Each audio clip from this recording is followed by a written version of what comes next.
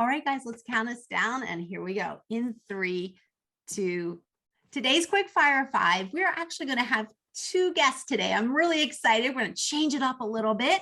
So we have Sydney Andress. She's a digital marketing manager at Sherpa Collaborative. And we also have Megan Simpson. She's the chief marketing operator at Sherpa Collaborative. Ladies, welcome to the quick fire 5. Hey, we are pumped to be here. All right. Thanks for having us. Whoop, whoop. All right, so here's how we're going to do this. I have 4 fun questions and then 1 elevator pitch. I'll call you out, and I can't wait to hear both of your answers. It should be a lot of fun. And yeah, just let your hair down for the next couple minutes. You guys ready to go? Yes. All right. What is let me stop. Let's start over. Sydney, I'm going to start with you. What is a life lesson you learned from the pandemic? Gosh, I'd have to say focusing on my mental and emotional health. Being in the fitness industry, the emphasis is always on physical health. And growing up, I was a college athlete. So working out and staying in shape was always paramount. And the pandemic kind of forced me to slow down and be quiet and really become introspective in a way. So I was able to focus on building that resiliency. I think a lot of people learned that over the pandemic, how mentally tough can you get, and start building really healthy habits and trusting myself. I think that knowing that I can take care of anything that comes my way now, I feel like I've gone through stuff and come out on the other side stronger. And knowing that and reminding myself of that has been a really cool learning experience from the pandemic. If we can say that something positive can come from something so sad and so isolating, it was definitely that. All right, great answer. Now I'm going to throw the mic over to you, Megan. Same question. What's a life lesson you learned from the pandemic? Yes, I was with O2 Fitness at the time when the pandemic began, and we had to close all 26 clubs.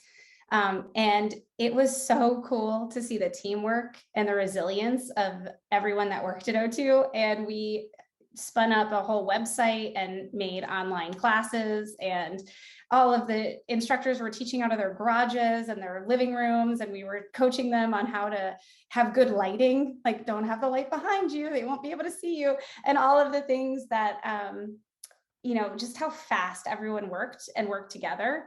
It was so inspiring, and on the other side was such a strong team. And the things that we were able to do in 2 weeks when that all happened, we moved mountains, and it was a really cool experience to go through that with the team.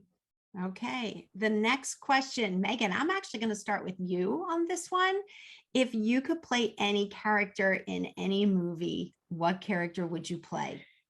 Okay, I'm going to preface this with, these are just the characters in the movie itself, not the people or the relationship that goes with the movie. But I would be Mrs. Smith in Mr. and Mrs. Smith, because she's so cool. I just want to be getting ready for work and, push a button in my closet, and then everything spins around, and all my artillery stuff, it's all there. And I get to wear, really cool outfits and flip and shoot guns in a department store. That's what I want to do. Yeah, she's like a cross between a female Inspector Gadget and a female James Bond. Pretty cool. Yes, I love everything about that movie. So again, I'm not on any team of Brangelina or Benifer or what were the teams? Whatever. I don't care. But I love Mrs. Smith. That's who I want to be. Okay, Sydney, can't wait to hear what your answer is. Go ahead. Andy from The Devil Wears Prada. People say that I look like Anne Hathaway, which I think is a huge compliment, but also very misguided. But I love her. I love how she changes her outfits. I think that's wonderful. I think becoming girly is never a bad thing. But I also really like the message in that movie, because she goes from, I think a lot of people do this. They start off their career wanting to please the boss and impress the coworkers. And then there's a shift where you start making your work about you and what you need. And I think the pandemic kind of taught us that too. But I think that's really cool. That's an awesome message. It's always my reset movie whenever I am feeling overwhelmed or stressed. I turn on The Devil Wears Prada or 13 Going on 30. And for some reason, both of those are just so emotionally satisfying. There's such like this really cool conflict that I enjoy. Also, Miranda Priestley is just like the anti-hero we all need and love. So I think that that friction's really neat to watch. Okay, good answers. Here we go with question number 3. And Sydney, I'm going to go back to you to start this one off. Please complete this statement. Sunday morning, you can find me doing a life reset. I am either emotionally, spiritually, or physically in my house doing some housekeeping. I go through and just try and get my life together on Sundays. It falls apart throughout the week, and then Sunday I get to realign. Good answer. All right, Megan, your turn. Yes.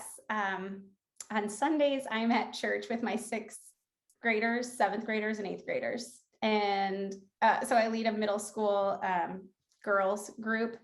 And a lot of people are afraid of middle school kids, but I want to be a camp counselor for the rest of my life. So it is everything. They give me a lot of energy. And then, of course, grocery shopping and adulting and doing laundry. Well, that certainly is a good mix. You get to be a little bit of a kid with the middle schoolers, and then you have to switch to adulting. Yep. All right. Speaking of adulting, Megan, can you give us a book recommendation for all of our FVP family out there? Yes. The book Switch, and the subtext is How to Change Things When Change is Hard. And that is by Chip Heath and Dan Heath. And it was one of the most eye-opening books I have ever read. And if you have not read it yet, I swear I am not being paid by them. It is one of the best books I've ever read.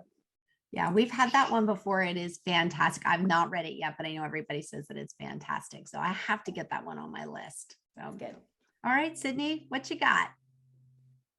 I actually listened to this on Audible. It's called The Gift by Edith Eger. And she was a Holocaust survivor turned psychologist. And it's on Oprah's top books. It's life-changing. You have to listen to it. It's such a perspective shift. And it also helps you with your career, your family, all the things. All right, 2 great book recommendations. Thank you so much, girls. Now we have our last and final question. And Megan, I'm going to actually just have you answer this one. It's not an answer. You are actually going to give us your elevator pitch and tell all of our listeners out there why they need to come back next week to listen to your and Sydney's episode. All right, so next week, we are going to be talking about the tips and tricks of how to get leads through Google. So 81% of consumers go online before they decide to go shopping in a store or join a fitness facility or a gym, 81%. And that means that 81% of people are going to go to Google and search for gyms near them, or see what the knowledge panel says, or look at your reviews, or go to your website. And so all of those things are extremely important. And we will be talking about the tips and tricks that we have for you of how to make sure you're getting leads for and through Google. All right, everybody, make sure you mark your calendars and come back next week when we have Cindy. See, I told you, right? All right, everybody, you heard it straight from Megan. Please come back next week and join. Oh my God, here we go. 3rd time the charms. Australia, Sydney. Australia. Good day. Andress, right? Andress. I'm so worried about Andress. That wrong. Yeah, Andress. Okay. I know. All right, here we go. All right, everybody, you heard it from Megan. Make sure you come back next week for Sydney Andress and Megan Simpson as they talk about tips and tricks. Make sure you come back next week. Join Megan, join Sydney for their tips and tricks for Google search. There we go. I just shortened it up. All right, great job, ladies. That was flawless. It went smoothly. Nobody talked over one another. It was really good. So thank you so much. All right, let's talk about main interview, how you guys want to go about doing this. So we only have 20 minutes. So I want to make sure you both get equal, speaking time. And I also want to make sure we get everything in 20 minutes. So first question that I have on my list is, can you blow us away with some data on Google searches? Do one of you want to take that one? I think you should do it, Sydney, and keep it to Okay. the 2 bullet points and really short so we can Okay. elaborate on other questions. Okay. All right. Next question. Many owners would say, I'm on social and that's where I get leads, or I get nothing from Google. What would you say to that owner? Who would like to take that one?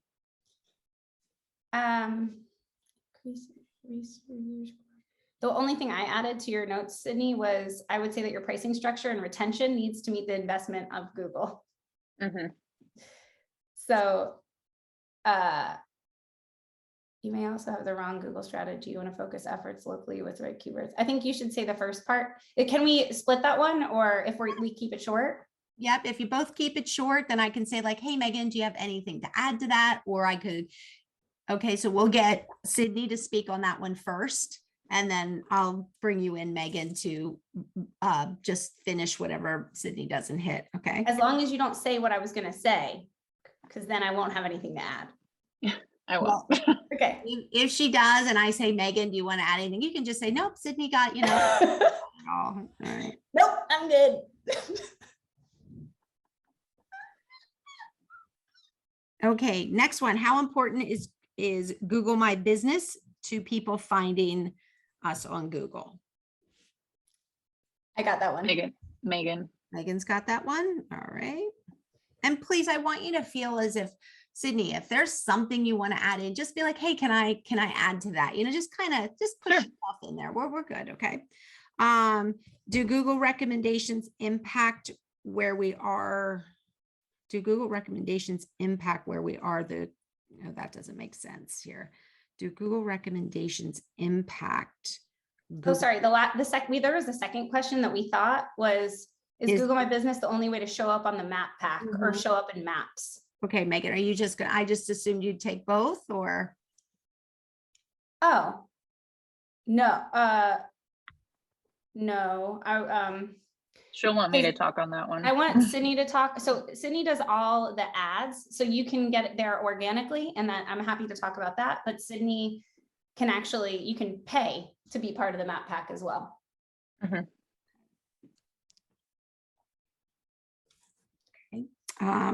So moving on, do Google recommendations impact? Your rank on the Google search page or in this Google search results? Yep. Your rank, impact your rank in Google search results. The page And Megan was going to take. Yep. And Megan was going to take both of those. Okay. And then, and I can take the follow-ups. What are your recommendations to get positive reviews? And what do we do if we get a negative review? Okay. I can do all that. Okay. So we've talked about. Sorry, last thing, instead of recommendations, Justin phrased it that way. It's actually reviews. Do Google reviews. Unless in Europe, do they call it recommendations? You know what, he says so many interesting words. I have zero clue about sometimes. So, okay. Do Google reviews impact your rank in Google search results? Yes. Good. Okay. So we've talked about people finding us on Google organically. Should we advertise on Google? That'll be me. I'll take that one. And then the pros and cons of managing them internally, I can also speak to that one. Where did you see organically? I see our Google ads worth the money. It's pros and cons of managing Google ads internally, not organically. Oh, I would definitely say internally, or having someone run ads in your company or try to run ads in your company. All right. Basically, do I need an agency? Okay, so you don't have the question on your sheet that says, so we've talked about people finding us on Google organically. Should we advertise on Google? I have our Google ads worth the money. Mm-hmm. Let me Yeah, double but check. above that, do you have the main question that's? No, that's listed as the main question. Oh, okay, so I've got something different. So are we gonna scratch? We'll scratch the question. Well, it's a lead in. What did you say? We've talked about how we can get Google. I think we're talking about ads throughout and organic throughout. So this might be, the lead in might be a little off. Okay. I would say our Google ads worth the money. Like, I think you can. Okay. And Sydney, you're taking that one? Yes. Pros and cons of managing Google ads internally. Okay. Who's going to do what are the pros and cons? I can. Okay. So Sydney's got that whole section. Okay. And then our final section will be the Fitspiration question. Sorry, with the cons of managing internally, I would like to also chime in because I can talk about watching Sydney work like she's a professional gamer, which she can't say about herself. Okay. So we'll bring you in on that one, and then you can just add in. Probably okay. Instead of like repeating or I'll probably just say, Megan, would you like to add anything to that? And then, yeah, once you take off with your expertise, that would be great. Okay, cool. Okay. And then we'll save the Fitspiration question for later, and we'll make that a third segment on it, and I'll explain what that is. Okay. All right. I think we're ready to go. If we have any hiccups, again, we'll just stop, regroup, and then start back up again. Okay. All right, let's count us down in 3, 2. Welcome everybody to another episode of the Fitness Business Podcast. I have 2 amazing industry experts with us today. I have Sydney Andress. She is the digital marketing manager for Sherpa Collaborative. And I also have with us today Megan Simpson. She's the chief marketing operator for Sherpa Collaborative. Ladies, sorry, it's officer. Chief officer. Okay. Okay, let's take that from the top again. Hey, everybody, welcome to another episode of the Fitness Business Podcast. Thanks for joining us today. I have 2 amazing industry experts with us today. First, we have Sydney Andress with us. She's the digital marketing manager at Sherpa Collaborative. And I also have Megan Simpson.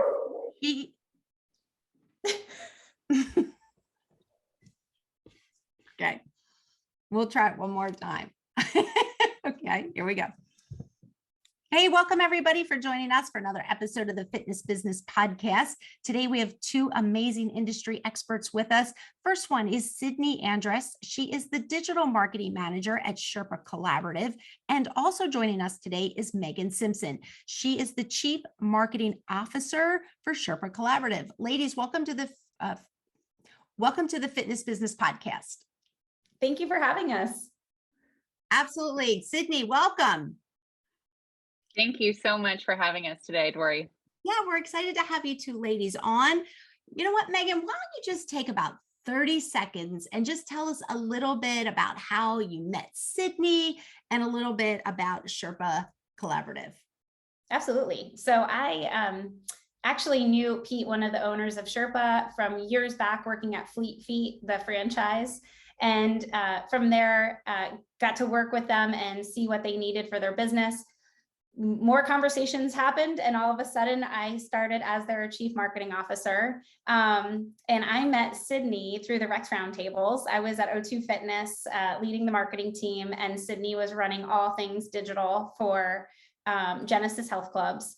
And we had the chance to get to know each other, and we would go to these meetings and then collaborate for, emails and have our own Zoom meetings and just learn and feed off of each other. And we got to the place where we were able to, with our powers combined, join Sherpa and help our clients with the industry knowledge that we have.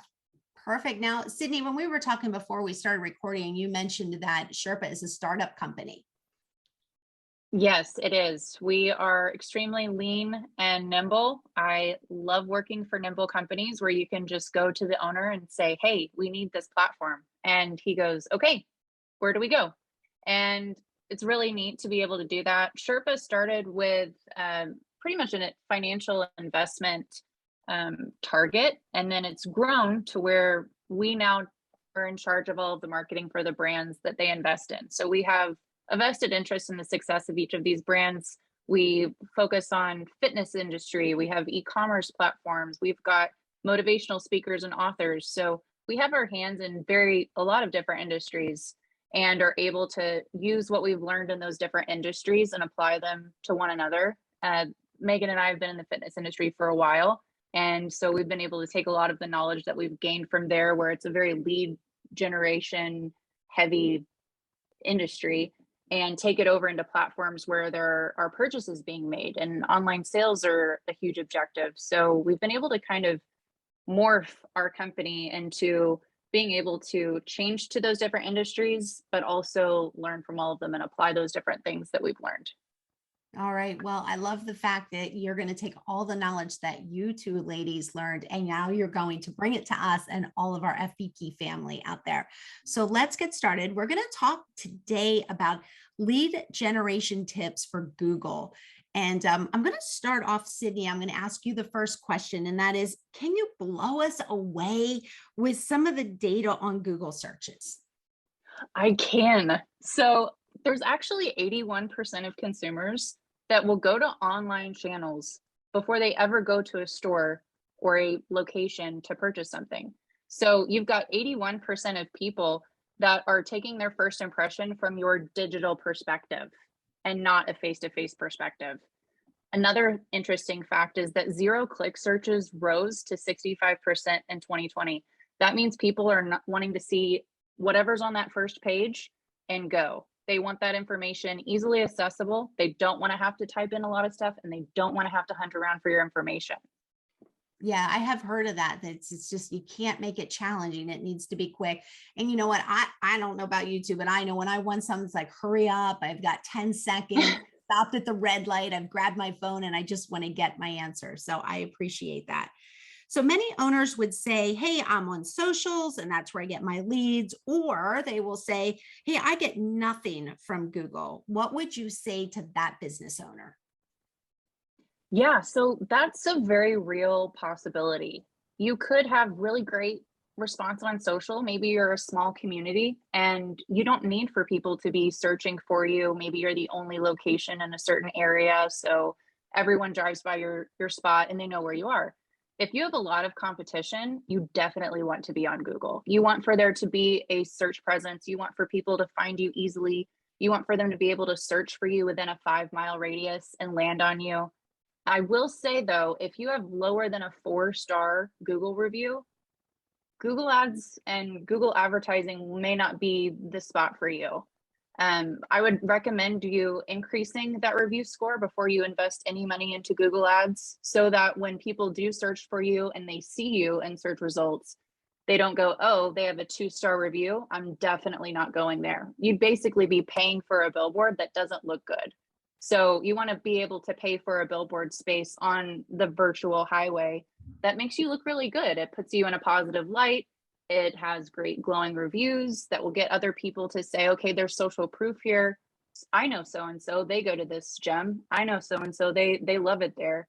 So being able to have the right Google strategy and focus all of your efforts into the right things is really important. You don't want to be wasting money. So I would definitely advise focusing on that review score and making sure you've got a lot of stuff filled out on Google. If people are searching for something, they don't know what they don't know. So if you offer yoga or if you offer Pilates reformer, have that in your Google My Business profile, so that when they do land on you, they can see that you offer something, and they may be more apt to go to you first, and as opposed to one of your competitors. And also, Yeah, Megan, go ahead. Go ahead. Sorry.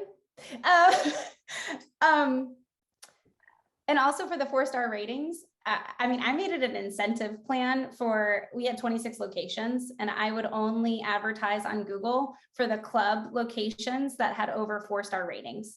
Because if you're going to drive eyeballs to that location, it does not benefit the club or the company to show that the competitor has a 4-star rating and we have a 3-star rating or a 2-star rating.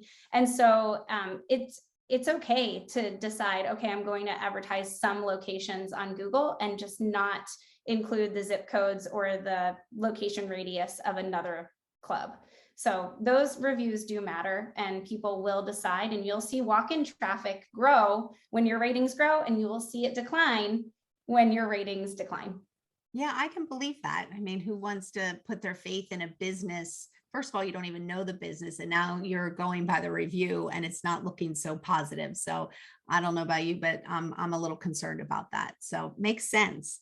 Megan, I'd like to just ask you, how important is Google My Business to people finding us on Google? Yes. So Google's not going away. It's here to stay and people use it. And so I would actually think about your Google My Business page. If you don't have one already, if you have not claimed your business, that's the first step. Number two is I would think about your Google My Business page as your primary website. People are going to look at that information on the right-hand side. When you do a Google search and you see that information and those photos and the reviews and the content about your business, that's the knowledge panel. And that's coming from Google My Business. And if that's the first step to see if someone's even willing to click to go to your website to get to any lead gen form. So that is the first place where you want to make sure there's no friction. And in fact, a glowing instance of your club, of your gym, of whatever you offer, your personal training, that's where you need to make sure that you shine. That is definitely where people are going to look to see if they're going to click on your ad, because your ad's to the left, your Google My Business is to the right. Google My Business is free and ads are very expensive. And so they're not going to click on your ads if you have low reviews or it's just not built out. If you have 4 reviews, they might not really think you're that legitimate. Right. And I have to agree, like to me, that's like the snapshot of your business over there to the right.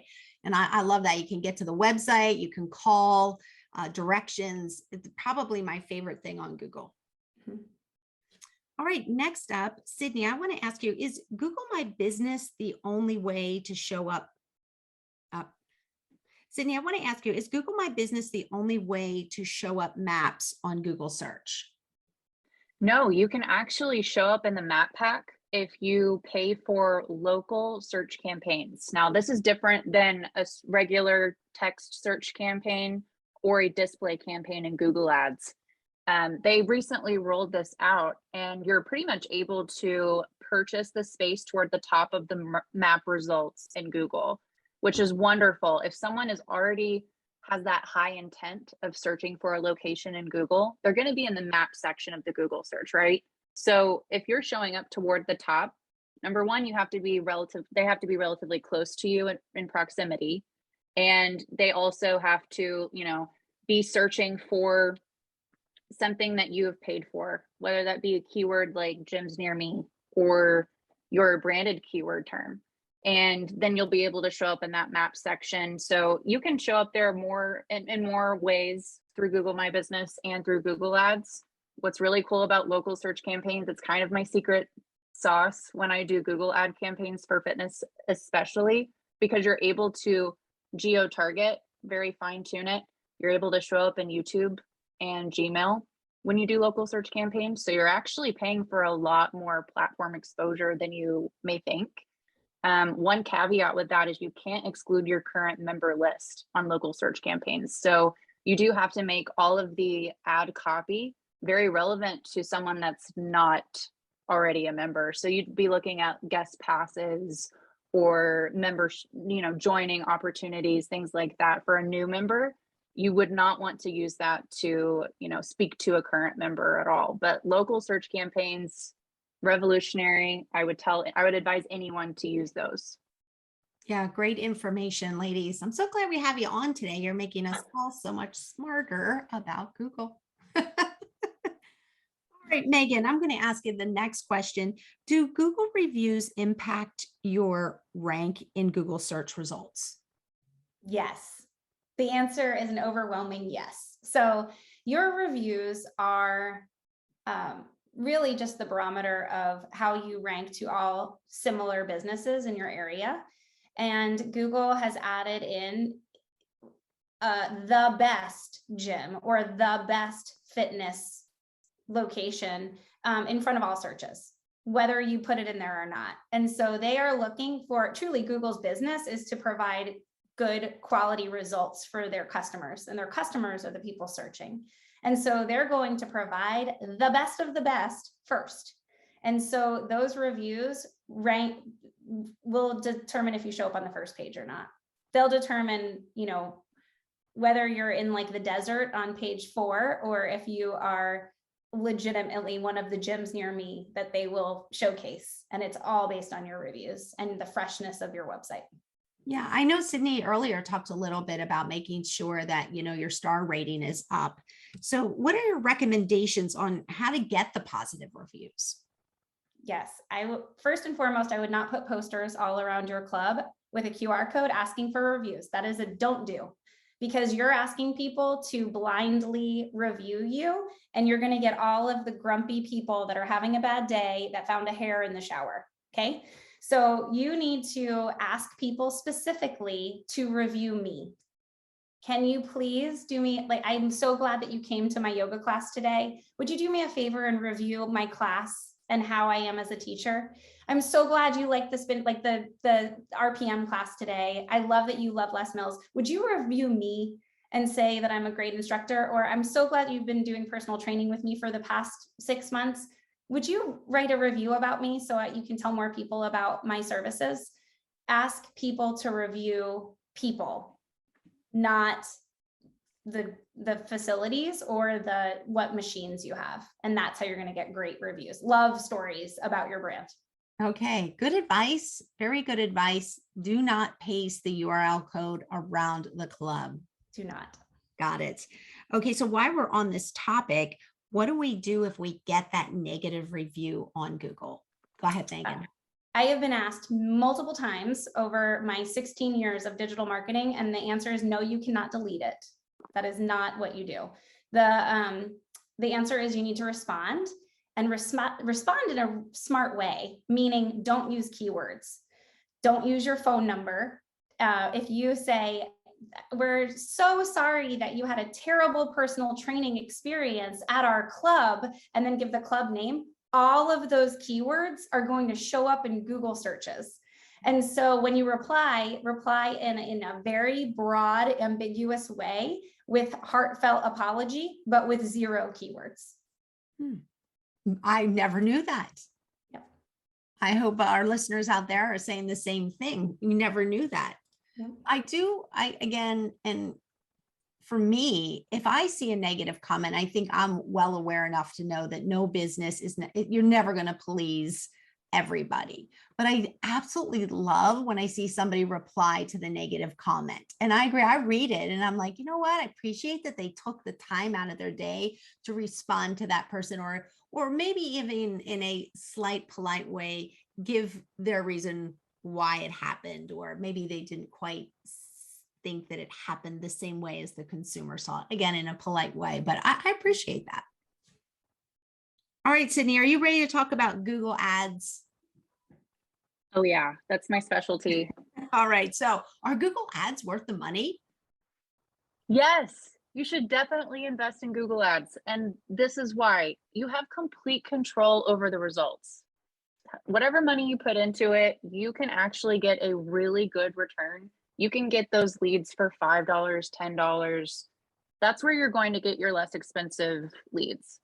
When it comes to comparing Google and social media, iOS 14 updates have kind of thrown marketers for a loop. Even the big agencies are not seeing the same return on social because the algorithm is changing all the time. They have technical issues. They have an identity crisis right now. And Google is one of those things that is a little bit more consistent. And it's also extremely trackable. You can go in there and see what's cost effective, what's not. You can bid on different keywords. And it's actually where your members are, your future members. They are searching for you on Google. And if they're very passively scrolling through their newsfeed and come across you, they may not be in the right frame of mind in that moment to fill out a lead form and actually pull the trigger on joining. But if they're actively searching with intent, this specific gym near me, then they're more apt to fill out that landing page form that you've got, or sign up for a guest pass, or download your app. And it's much easier, especially if you are a platform that does have an app in order for you to get anywhere in your business. I know a lot of fitness boutiques are doing that, where you download the app in order to book your first class. You can actually run app ads in Google that will send them directly to whatever app platform they're on, if they're Android users or if they're iPhone users. And you don't have to mess with anything. It's really, really easy. We With love it. that, Yeah, go ahead. Join in, I, Megan. I did a huge baseline analysis of our cost per lead at O2 Fitness for social ads versus Google ads, and our cost per join and lifetime of a customer, and or lifetime, and also customer lifetime value. And so I can tell you hands down, 1 million hands down, Google is more profitable than your Facebook leads.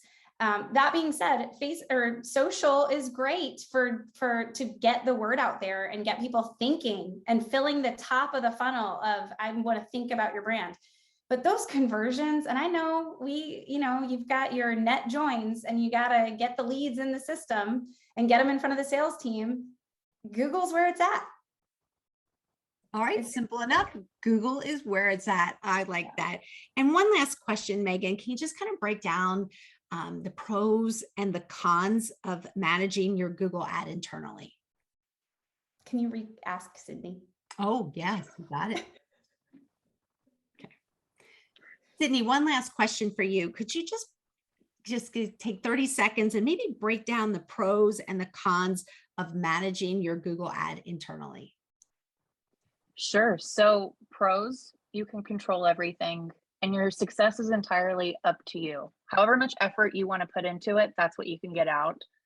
But you don't know what you don't know. So I would say a major con is it takes time to learn and execute Google ads well. You need to be somewhat fluent in them and understand the psychology behind what people are Googling and why and when, and be able to execute that really well. If you don't have those resources, I suggest you finding a dedicated partner to help you run them.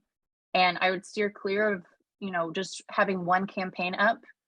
I would do multiple, and I would also really focus on your cost per lead on Google being around your enrollment fee. If you have a $39 enrollment fee, aim for your leads to cost you $39 on Google. Or if you've got a $100 enrollment fee, $100 cost per conversion on Google would also be a healthy CPC. And anything above that, you definitely want to talk to an expert or, do an audit with a PPC manager like myself or whomever you can find and figure out what you can do, because it is a very profitable platform for you. Well, And yeah, go ahead. sorry, I also want to say that I am Google Ads certified, and that is awesome. But I am not a surgeon, and I can read a doctor book, but I wouldn't want to hire me to be the doctor, right? To cut me open and actually do the surgery. And so truly watching someone that is watching Sydney work is just really fun. It's like watching a professional gamer that knows all the cheat codes, right? Like you have to know where things live and how they all work together and what to do and have experience. Like it's fine if you don't want to go be sitting at the World Series of Poker if you've only played a couple times. You gotta have enough hands in your brain. And it's like the more experience someone has, the better they are at running ads and the less money you're going to waste. And so I truly believe you should work with an agency or a professional that has done ads before. And not only that, make sure you're with an agency that isn't just hiring people straight out of college and saying, hey, I need you to do this, this, and this on these check boxes. If they're not coming to you with ideas and ways to improve every single month, then they're not the right agency. All right. Well, ladies, you two are a wealth of knowledge. I can see why you are the industry experts for today on our episode. And honestly, you gave more than enough tips and tricks, and I'm sure we all really appreciate it. So thank you, Megan. Thank you, Sydney, for coming on the Fitness Business Podcast today. Thanks for having us.